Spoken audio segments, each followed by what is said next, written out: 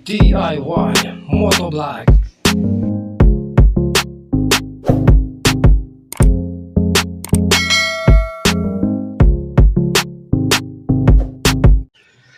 So ayun, good day mga kamotovlog, no? Madalang tayo makapag-upload ngayon ng video dahil sa project natin na to, no? So bali may project tayo na hawakan ngayon. Ito patapos na siya. Bali nasa 80 square meter yung laki ng bahay nito. Bungalow house siya mga kamotovlog. So papakita ko sa inyo kung ano yung itsura ng project na ito, no? So pasukin natin yung loob nito mga kamotovlog. Then tutur ko kayo kung ano yung itsura ng kinalabasan. So ito yung itsura niya sa loob mga kamotovlog.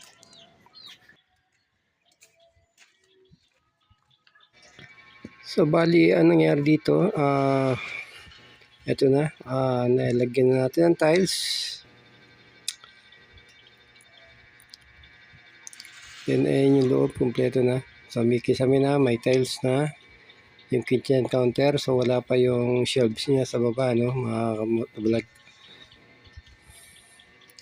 So yun yung itsura sa loob. So yun yung ilaw, nilagyan natin ng ilaw na ganyan, mga pin light.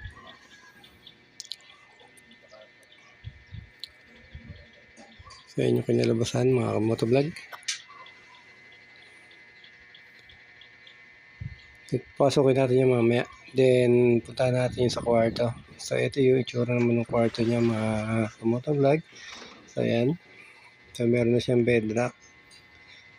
Ayan. So balik sa niya puti.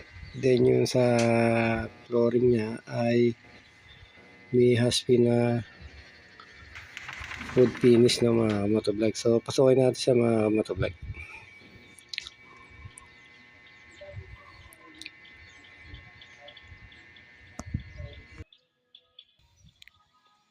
So ito yung loob niyan mga motovlog, ka-DIY. So ayan yung ginawa natin. So yung itsura ng sahig.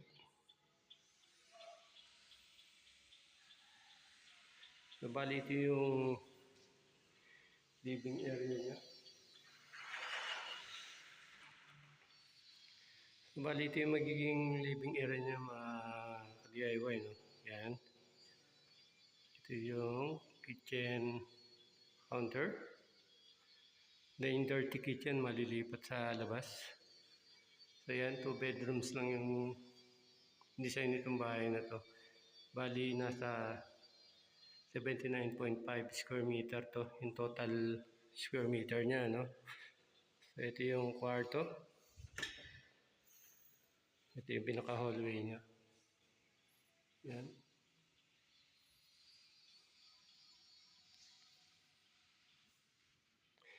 So ayan yung kwarto.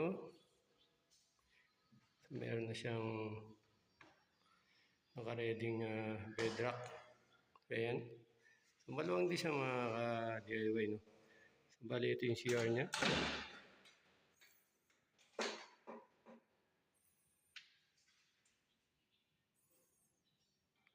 So aluminum door yung ginamit. Then may glass.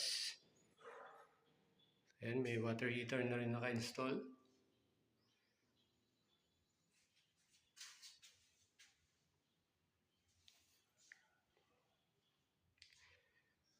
Then ito yung second bedroom. Bedroom 1. Bedroom 2. Ayan.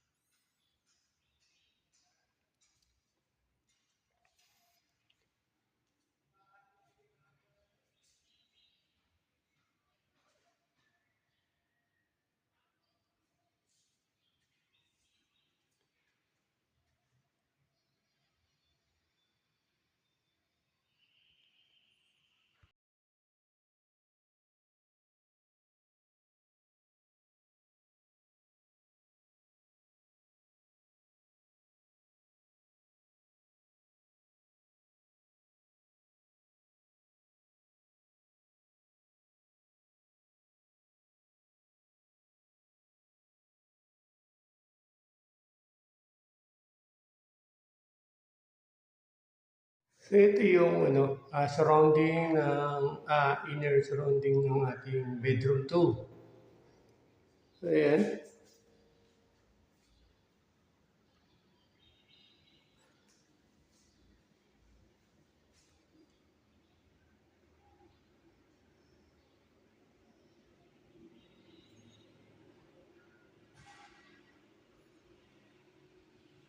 Ito tayo sa bedroom 1, yung master bedroom. Ayan itsura niya. Aliwalas tingnan.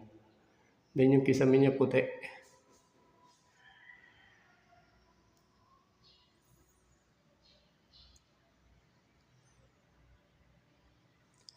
Then pagpunta ka dito sa kitchen, ayan ang itsura niya.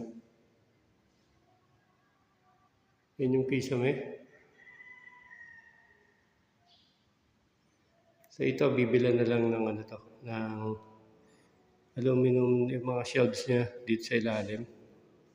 So, papasukatan pa yan. Then ito yung living room living area niya.